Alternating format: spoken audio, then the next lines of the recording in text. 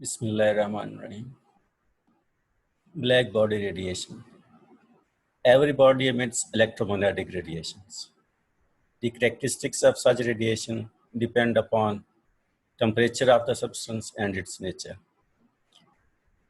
कोई भी बॉडी है उस रेडिएशन को emit कर सकती है और उनकी जो प्रॉपर्टीज़ हैं वो डिपेंड करती हैं टेम्परेचर क्या है उस मटेरियल का, उस बॉडी का, और उसकी नेचर क्या है.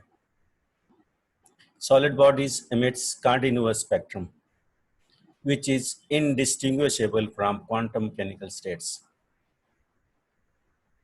सॉलिड बॉडीज हैं जैसे आयरन है, उसका आप देखते हैं हीट करते हैं तो आप देखते हैं उसका कलर चेंज होता है और वो रेडिएशन एमिट कर रहा होता है, वो कंटिन्यूअस होती हैं.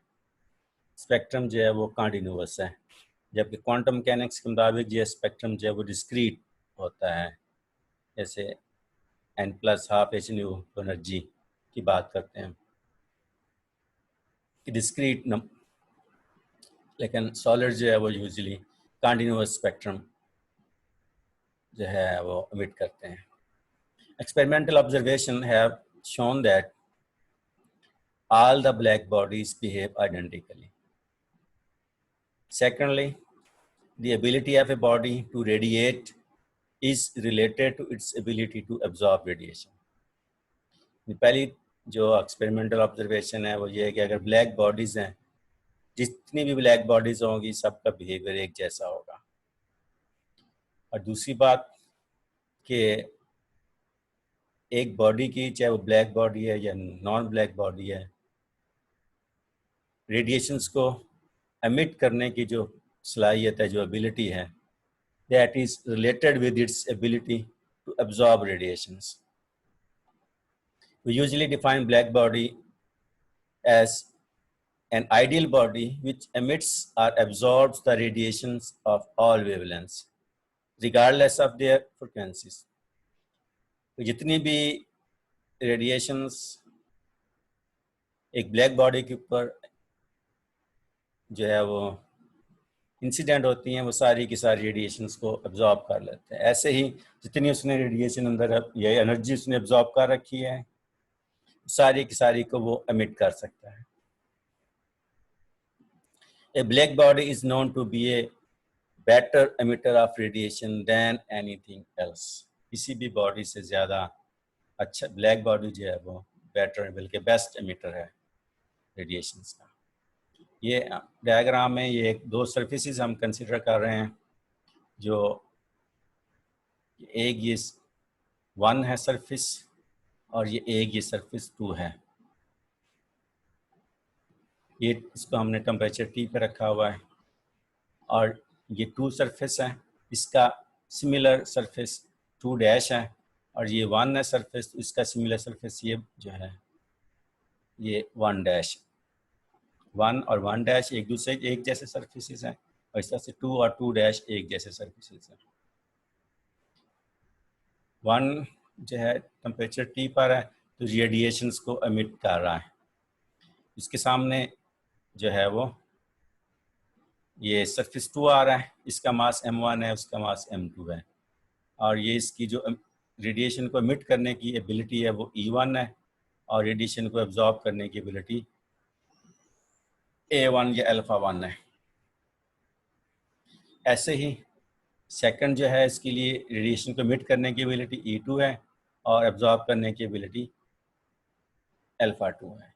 ये इस जो है ना वो E1 एबिलिटी के साथ रेडिएशंस को एमिट कर रहा है और ये A2 या अल्फा 2 जो है वो एबिलिटी के साथ रेडिएशंस को एब्जॉर्ब कर रहा है. चूँकि एक बॉडी अगर सिर्फ को रेडिएशन को एब्जॉर्ब करती है तो वो रेडिएशन को एमिट भी कर सकती है, तो एट द सेम टाइम वो रेडिएशंस को E2 एबिलिटी के साथ एमिट भी कर रहा है. अब आगे उसके सामने ये सरफेस आ रहा है I डैश इनको अल्फा 1 या A1 जो है एबिलिटी के साथ इन रेडिएशंस को एब्जॉर्ब कर रहा है और एट द सेम टाइम वो जो है ये रेडिएशंस को एमिट कर रहा है और जो 2 डैश सरफेस है वो उनको एब्जॉर्ब कर रहा है. और 2 डैश सरफेस का टेम्परेचर भी T पर है, यानी 1 का टेम्परेचर भी T है और 2 का टेम्परेचर भी T ही है.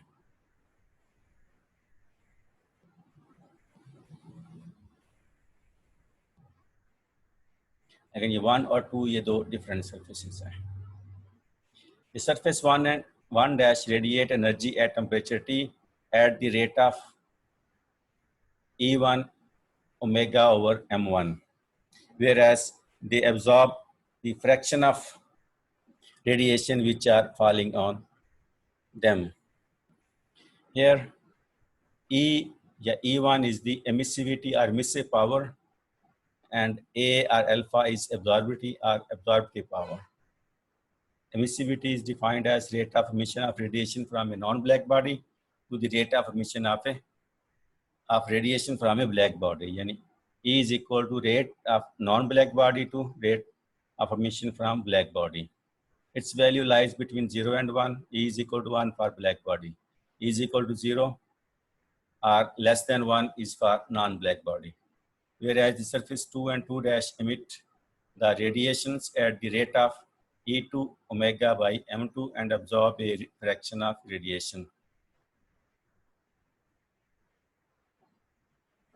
And surface 1 dash absorb the radiation at the rate proportional to A1 E2.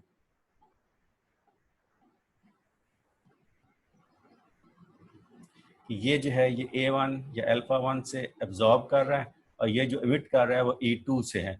E2 और A1 दोनों को मल्टीप्लाई करेंगे तो इससे ये इसको एब्जॉर्ब कर रहा है. A1 E2 from the surface 2 and 2 dash absorb the radiation from surface 1 dash at the rate proportional to A2 E1. इसका जो है ये एब्जॉर्ब करने का है अल्फा 2 या A2 और इसके एमिट करने का है E1. तो A2 E1 या अल्फा 2 E1 जो है ये इसकी एब्जॉर्ब करने का रेट है. Because both surfaces 1 dash and 2 dash remain at the same temperature, we can say that A1 E2 must be equal to A2 E1. Or A1 divided by A2 is equal to E1 over E2. E1 over E2.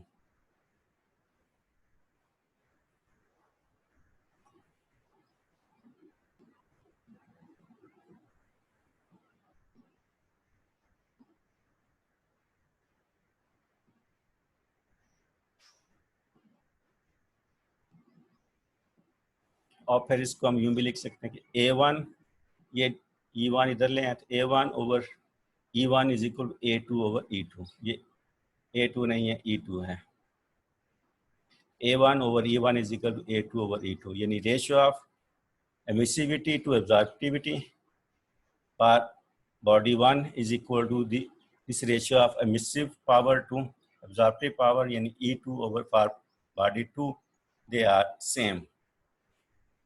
We can say that this is equal to constant. This ratio is the ratio of emissive power to the absorptive power of all bodies at any given temperature is the same. ये equation हमें ये बता रही है. The ratio of emissive power to the absorptive power of all bodies at any given temperature is the same and is equal to the emissive power of a perfect black body.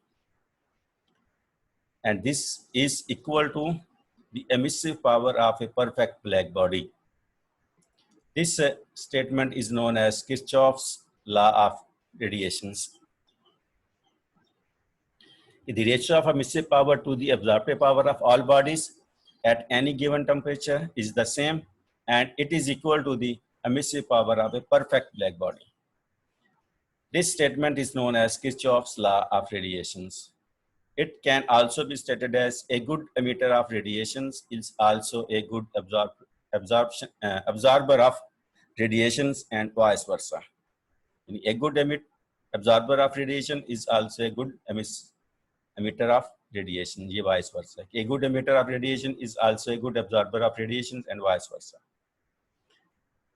Let us suppose that surface 1 and 1 dash are black bodies, whereas surface 2 and 2 dash are non-black bodies. So that A1, the absorptive power of black body, this is equal to 1. Put this in equation, then we get E1 divided by A1. A1 की जगह 1, then E1 is equal to E2 divided by A2. यानी the ratio of emissive power to absorptive power is equal to the emissive power of the black body. Since A2 is less than 1, so E2 must be less than E1. यानी emissive power of body, non-black body, must be less than the emissive power of the black body. Black body की emissive power सबसे ज़्यादा होगी और बाकी जितनी भी bodies हैं उनकी emissive पावर इस ब्लैक बॉडीज़ की वैल्यू से कम होगी और मैक्सिमम वैल्यू जो emissive पावर की वो 1 होगी. Experiments have shown that a black body at given temperature radiates energy at a faster rate than any other body. Black body का रेट जो होगा रेडिएशन को एमिट करने का या इवन रेडिएशन को ऑब्जॉर्ब करने का वो फास्टर होगा बाकी बॉडीज की निस्बत. Black body radiates more energy when it is hot and radiates less energy when it is cool. Cool का मतलब टेम्परेचर लो तो रेडिएशन भी कम एमिट होंगी और हॉट का मतलब कि उसका टेम्परेचर हाई होगा और वो ज़्यादा रेडिएशन को एमिट करेगी. For example, an iron bar, when it is heated at high temperature, it first glows dull red, then bright orange red, and finally white hot. जब एक आयरन की बार ले लें, एक रॉड ले लें आयरन का, लोहे का, उसको हम हीट करना शुरू करें तो अब देखेंगे कुछ टाइम के बाद जो है ना वो उसका कलर जो है वो चेंज होने लगता है. सबसे पहले उसका कलर बनेगा डल रेड, जो अभी टेम्परेचर ज़रा कम है. टेम्परेचर और बढ़ेगा तो वो उसका कलर ब्राइट ऑरेंज रेड हो जाएगा. मज़ीद अगर आप उसको हीट करते जाएंगे तो वो वाइट हो जाएगा, उसका कलर वाइट हॉट. तो जब वो डल रेड था उस वक्त उस कम रेडिएशन एमिट करेगा, ऑरेंज रेड होगा तो ज़्यादा रेडिएशन एमिट करेगा और जब वो वाइट हॉट होगा तो उस वक्त मैक्सिमम रेडिएशन एमिट करेगा.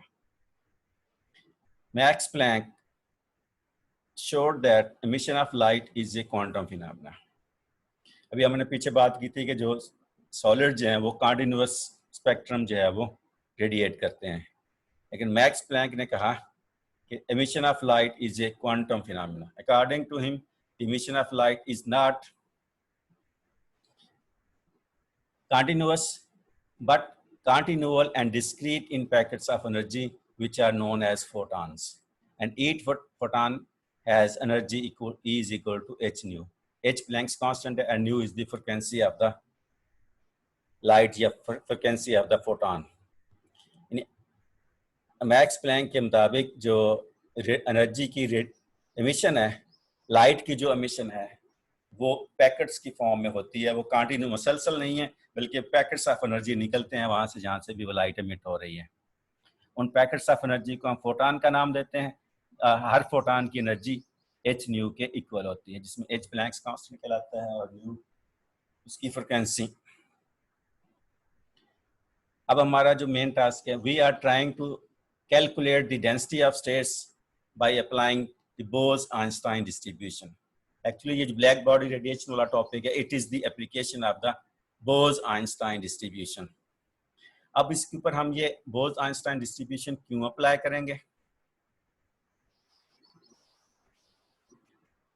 मैक्सवेल बोल्ट्जमैन डिस्ट्रीब्यूशन या फर्मी-ड्रॉप डिस्ट्रीब्यूशन हम क्यों नहीं अप्लाई कर सकते हैं? उसकी वजह यह है कि ये फोटॉन्स हैं. फोटॉन का जो है स्पिन वो इंटीग्रल होती है. इंटीग्रल स्पिन जिन पार्टिकल्स की होती है वो बोसॉन्स कहलाते हैं.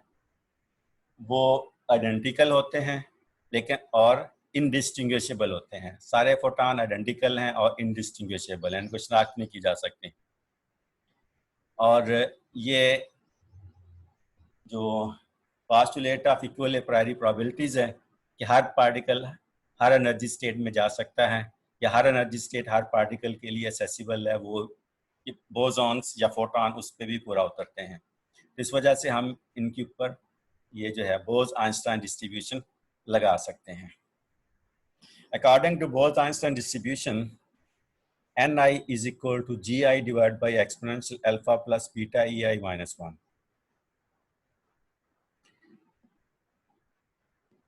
Let इसको आप दूसरी तरह से यूं भी देख सकते हैं।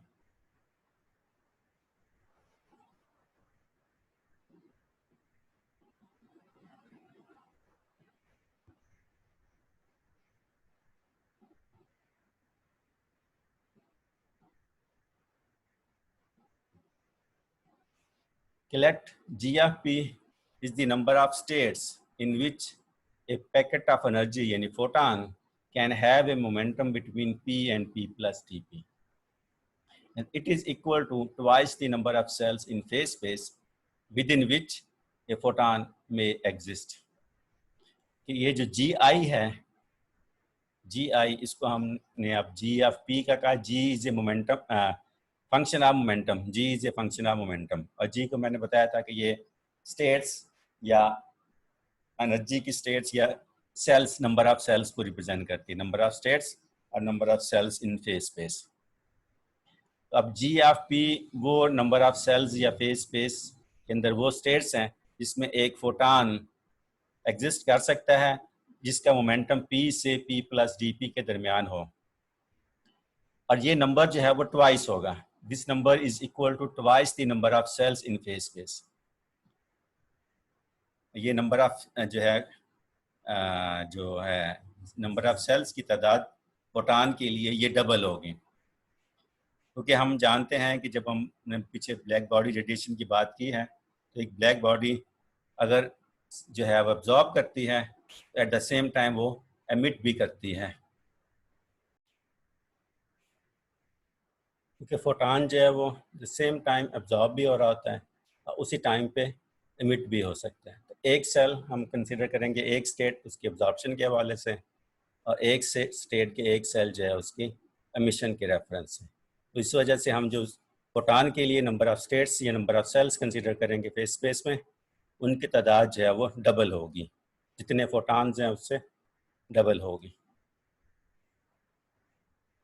So that we can write G of P is equal to 4 pi p square v dp over h cube, और इसको 2 से मल्टीप्लाई कर दिया। अब ये जो है वो हमने पीछे पढ़ा था कि G of P is equal to b d tau, where b is the number of states per unit volume और deta is the volume in the phase space। ये deta वॉल्यूम के अंदर b d tau number of cells मौजूद होंगे, इसमें b is the number of states per unit volume में b है तो डीटा वॉल्यूम में b d tau की इक्वल हो जाएंगे। तो this is the number of states और number of cells in the volume d tau। अब b जो है ये 1 ओवर h क्यूब के इक्वल हम ले सकते हैं, और डीटा जो है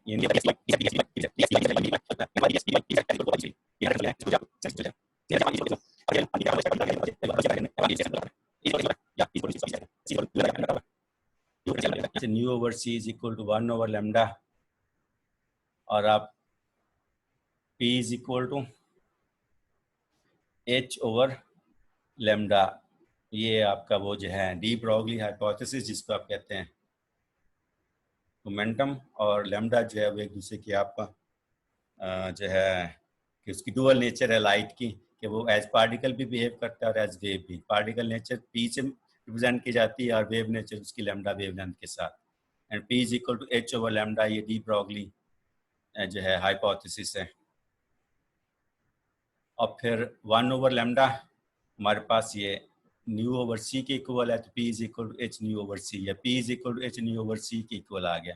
यहाँ से इसका डिफरेंशियल ले लें तो d p will be equal to ये एच ओवर सी कांस्टेंट है तो न्यू से डी न्यू डिफरेंशियल बन गया। तो put values of p and d p in equation number 5.20।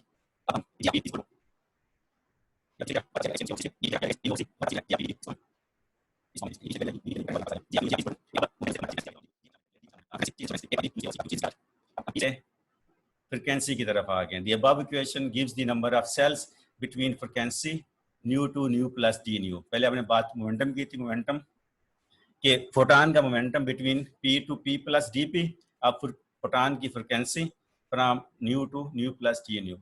तो Bose Einstein distribution in terms of frequency in the range from nu to nu plus d nu can be written as n of nu d nu is equal to g of nu exponential alpha exponential beta h nu minus 1.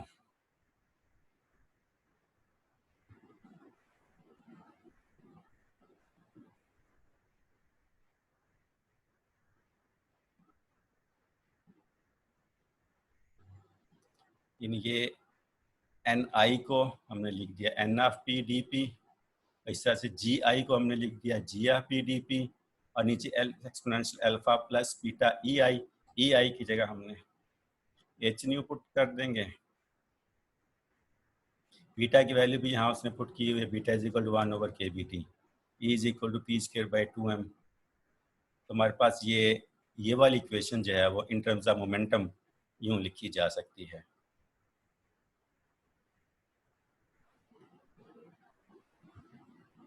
और इसी को हमने जो है इस form में लिखा था, जी ऑफ पी को अभी हमने पीछे, और वही जो है वो फिर इन terms of frequency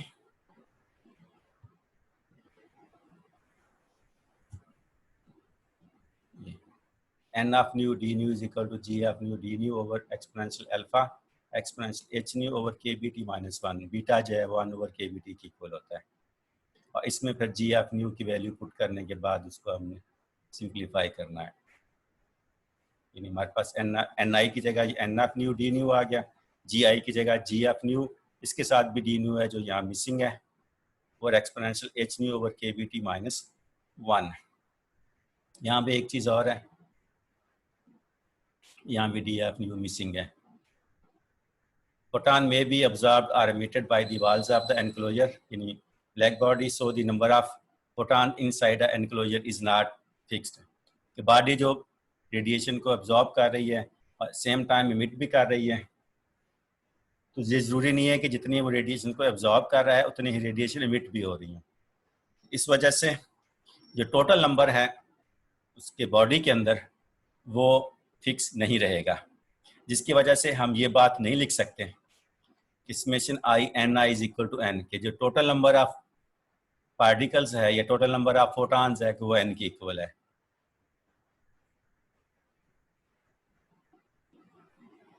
summation i delta n i is equal to 0, we can ना, ये बात हम नहीं कह सकते इस वजह से, क्योंकि इसको हम टर्म को अगर आपको याद है हम अल्फा से मल्टीप्लाई करते रहे हैं, तो अल्फा इस वजह से फिर हम यहाँ 0 लेंगे, तो ये अल्फा 0 लेने से एक्सपोनेंशियल पावर 0 समथिंग पावर 0 जो 1 की इक्वल होता है, तो फिर एक्सपोनेंशियल अल्फा की वैल्यू 1 आ जाएगी, यानी ये टर्म जो है ये 1 हो जाएगी। हमारे पास बाकी n of new D nu g of new D nu divide by exponential beta h nu minus 1, और बीटा की जगह 1 over k B T put कर देंगे, तो ये जी ऑफ न्यू डी न्यू और exponential h nu over k B t minus 1, और फिर जी ऑफ न्यू डी न्यू की वैल्यू जो हमने ऊपर निकाल लिया वो इसमें पुट कर देंगे।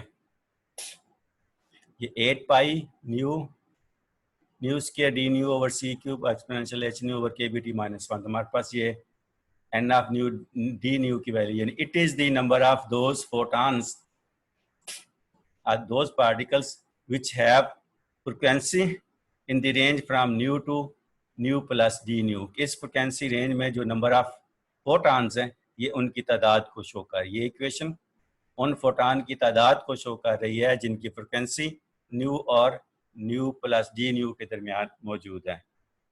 अब हमें नंबर मालूम हो गया फोटॉन का, जिसकी बेस पे हम एनर्जी निकाल सकते हैं। एक फोटॉन की एनर्जी हम जानते हैं एच न्यू के इक्वल होती है, ये नंबर है तो इतने नंबर ऑफ फोटॉन जस्ट इसको एच न्यू से मल्टीप्लाई करेंगे तो इतने नंबर ऑफ फोटॉन की एनर्जी हमारे पास निकल आएगी। The corresponding spectral density or radiated density E function of nu, जैसे ये लिखा हुआ है, E of nu d nu, which gives the energy per unit volume for radiation lying between nu and nu plus d nu, is given by E of nu d nu is equal to h nu, यानी this is the energy of one photon and n of nu d nu is the number of photon। ये total energy को इस वक्त represent कर रहा है। H nu एक photon की एनर्जी है और n of new D nu जो है ये नंबर ऑफ फोटान्स हैं, तो नंबर ऑफ फोटान को उनकी एनर्जी से मल्टीप्लाई कर देंगे तो this is the total energy E of nu d nu which lies between nu and nu plus d nu frequency. अब इसमें n of nu की वैल्यू ऊपर वाली इक्वेशन से पुट कर दें, हमारे पास E of nu d nu is equal to 8 pi h c cube nu cube d nu over exponential h nu over kbt minus 1 ये आ गई. This equation is known as Planck's formula of radiation. ये relation, this is known as the Planck's formula for radiation and it is in terms of frequency. Frequency से इसको हम wavelength की form में भी convert कर सकते हैं. उसके लिए हम ये रिलेशन यूज कर सकते हैं. अगर वेवलेंथ में जाना चाहते हैं, c is equal to nu lambda और nu over c is equal to 1 over lambda और nu is equal to c over lambda. और यहाँ से डी न्यू की वैल्यू निकालें. डी न्यू c कांस्टेंट है तो 1 ओवर लैम्डा से minus 1 over lambda square into d lambda. तो d nu is equal to minus c over lambda square d lambda. 1 over lambda का जब हम डिफरेंशियल लेंगे 1 ओवर लैम्डा का तो वो minus 1 over lambda square into d lambda निकलेगा. Okay, lambda की पावर इसको ऊपर लेके लैम्डा की पावर -1 बनती है. तो -1 का डेरिवेटिव पावर यानी -1, फिर पावर में से -1 माइनस करेंगे तो -1 जो -2 बन गया और फिर लैम्डा का डेरिवेटिव डी लैम्डा और लैम्डा की पावर -2 को हम 1 ओवर लैम्डा स्क्वायर, इसलिए ये -1 over lambda square d lambda इस 1 ओवर लैम्डा का डेरिवेटिव आता है.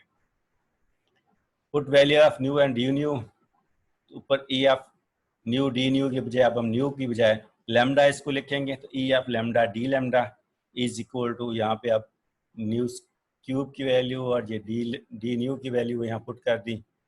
हमारे पास ये आ गया 8 पाई एच सी क्यूब और lambda cube c over lambda square d lambda और सी क्यूब एक्सपोनेंशियल एच सी over lambda k B t -1. और ये सिंप्लीफाई होने के बाद ये सी क्यूब से कटेगा, ये वाला इससे कट गया. ये लैम्डा का स्क्वायर और ये लैम्डा का क्यूब, ये लैम्डा की 5 पावर बन जाएगा. ये सी ये है तो 8 pi H C d lambda over exponential h सी over lambda k B t -1. यहाँ भी हमने जो था एच न्यू की जगह सी ओवर लैम्डा लिख दिया था. This is the again Planck's formula but no it is in terms of lambda. ये e of lambda d lambda है. ये e of lambda d lambda is equal to this. This is the Planck's formula in terms of wavelength where the wavelength lies in the range from lambda to lambda minus d lambda. हमने कहा था frequency lies between nu to nu plus d new. या हम कह रहे हैं कि lambda lies between lambda to lambda minus d lambda. या माइनस का साइन इस वजह से है कि फ्रिक्वेंसी और वेवलेंथ एक दूसरे के रेसिप्रोकल हैं. एक चीज़ अगर बढ़ती है तो दूसरी चीज़ कम होती है. वहाँ फ्रिक्वेंसी अगर हम बढ़ाएंगे तो वेवलेंथ कम होगा. इसी वजह से हम इसको कम करने के लिए माइनस का साइन यहाँ लिखा है कि वेवलेंथ जो है वो डिक्रीज होगा. ये जो इक्वेशन 5.27 हम निकालेंगे E of lambda d lambda is equal to this. यहाँ से हम कुछ रिजल्ट अखज़ कर सकते हैं. पहला रिजल्ट ये है कि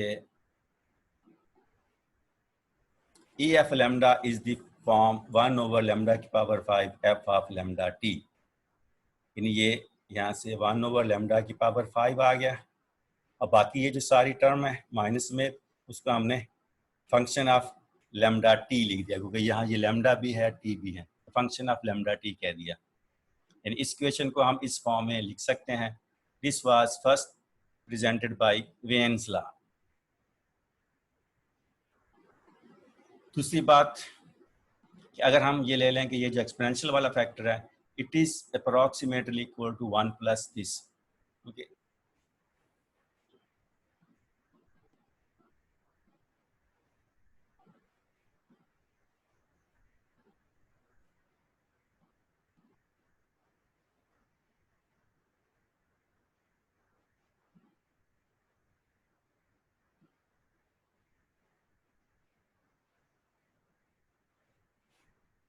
कि अगर हम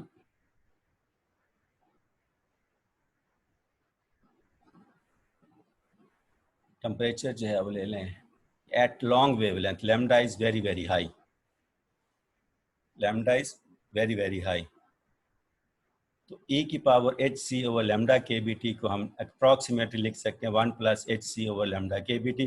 हम जानते हैं कि e की पावर x की जो एक्सपेंशन है वो होती है 1 plus x over 1 factorial plus x square over 2 factorial plus so on. तो चूंकि इस केस में ये लेमडा जो है डिनोमिनेटर में इसकी वैल्यू स्मॉल है या लार्ज है, इसकी वैल्यू लार्ज है, तो ये ओवरऑल टर्म एच सी over lambda k B T ये स्मॉल हो जाएगी। और व्हेन एक्स इज स्मॉल तो हम हायर टर्म्स को नेग्लेक्ट कर सकते हैं। जस्ट 1 प्लस एक्स, ये x है, ये 1 प्लस एक्स को शो कर रही है। यानी ये लेमडा अगर very very large, this term will be very very small, so exponential of this can be written equal to 1 plus this. और ये वैल्यू फिर आप उस इक्वेशन में पुट करके उसको सिंप्लीफाई करेंगे तो हमारे पास ये रिजल्ट आ जाएगा। इसको हम यहाँ भी देख लें, यहाँ हमने ये इस टर्म की जगह आप ये 1 प्लस एच सी और लेमडा के भी लेके 1 से 1 कैंसिल हो गया, हमारे पास ये टर्म बचेगी। इसमें से एक लेमडा उसके साथ कट गया, के बी टी ऊपर चला गया, एच सी के साथ कैंसिल होगा, तो we have E of lambda d lambda is equal to 8 pi के B d lambda T over lambda की पावर 4। ये रिलेशन आ गया and this relation is in good agreement with the classical Rayleigh-Jeans formula which is used for long wavelengths। ये जो result finally अभी हमने निकाला है ये Rayleigh-Jeans फार्मूला जैसा ही है, जो कि हाई वेवलेंथ या लॉन्ग वेवलेंथ के लिए वैलिड है। नेक्स्ट, अगर हम वेवलेंथ को ले लें शॉर्ट, वेवलेंथ को शॉर्ट ले लें तो फिर ये जो e की पावर वाली टर्म है,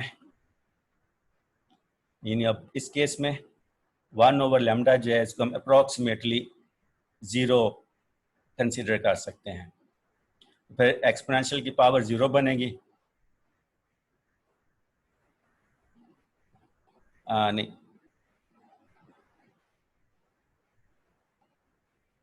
कि lambda is very very short, तो लेमडा की वैल्यू शॉर्ट, यानी अगर लेमडा को क्लोज टू 0 लें तो 1 ओवर लेमडा इन्फिनिटी होगा। तो एक्सपोनेंशियल एच सी over lambda k B T जो है ये इन्फिनिटी की तरफ जाएगा। ये जो है एक्सपोनेंशियल एच सी over lambda k B T, क्योंकि lambda is very very small, goes to 0 अगर हम ले लें 1 ओवर 0 गोज टू इन्फिनिटी, तो एक्सपोनेंशियल इन्फिनिटी बनेगा जो कि इन्फिनिटी की तरफ जाएगा। तो ये एक्सपोनेंशियल इन्फिनिटी जो कि इस 1 से बहुत बड़ी टर्म होगी क्योंकि इन्फिनिटी वैल्यू निकलेगी। तो हम ये जो यहाँ ये जो -1 है इसको अगर हम नेगलेक्ट कर दें तो ये वाली टर्म पे हमारे पास इन्फिनिटी की तरफ हमें लेके जाएगी, तब फिर हमारे पास ये रिजल्ट निकलेगा। यानी -1 को हमने नेगलेक्ट कर दिया तो ये वाली डिनोमिनेटर में टर्म थी इसको ऊपर ले आए तो माइनस का साइन उसके साथ हमने लिख दिया, यानी 8 पाई एच सी ओवर, ये ख़त्म कर दिया, इसको ऊपर ले गया, हमारे पास ये -1 ओवर लेमडा की power 5 8 pi H C D lambda और एक्सपोनेंशियल माइनस पावर के साथ एच सी over lambda k B T, ये आ गया हमारे पास। This is the Wien's distribution law for black body radiation. This relation represents the Wien distribution law of radiation and it is valid only for shorter wavelength। ऊपर वाला जो था वो लॉन्ग वेवलेंथ के लिए था, Rayleigh-Jeans law, और Wien's law जो है ये शॉर्टर वेवलेंथ के लिए वैलिड है। If we want to find the total energy E per unit volume, total energy per unit volume, E total per unit volume, it is equal to 0 to infinity energy into E of y d lambda, E of lambda d lambda, and this is equal to 8 pi h c। इन इसका यूँ कह लें कि हम ये वाली जो term है ऊपर ये वाली, इसका हम इंटीग्रल ले रहे हैं ऑन लैम्डा, ये 0 टू इन्फिनिटी, क्योंकि एनर्जी जो है वो मिनिमम वैल्यू 0 हो सकती है, इस वजह से हम 0 टू इन्फिनिटी इसका, या वेवलेंथ की मिनिमम वैल्यू 0 होगी क्योंकि ये इंटीग्रल वेवलेंथ पर है, 0 वेवलेंथ से इन्फिनिटी वेवलेंथ तक। इसको अब हमने सॉल्व करना है। उसके लिए let x is equal to h C over lambda k B T, यहाँ से हम डी एक्स निकालेंगे, इसका डिफरेंशियल लेंगे तो H C over k B T, ये सारे कांस्टेंट हैं, जस्ट हमारे पास 1 ओवर लेमडा बचेगा, और 1 ओवर लेमडा का डिफरेंशियल हम जानते हैं -1 over lambda square D lambda की इक्वल है, ये -1 over lambda square D lambda की इक्वल होगा। यहाँ से डी लेमडा की वैल्यू निकाल लें तो हमारे पास ये निकलेगी। तो इसमें देखें कि एज लेमडा को 0 करें तो एक्स इन्फिनिटी होगा, और अगर लेमडा को इन्फिनिटी काट दें तो एक्स की 1 ओवर इन्फिनिटी 0 हो जाएगी। As lambda goes to 0 x goes to infinity, and as lambda goes to infinity x goes to 0। तो ये वैल्यू जो है फिर हम ऊपर वाली इक्वेशन में पुट करेंगे, 8 pi H C 0 to infinity minus lambda square k B T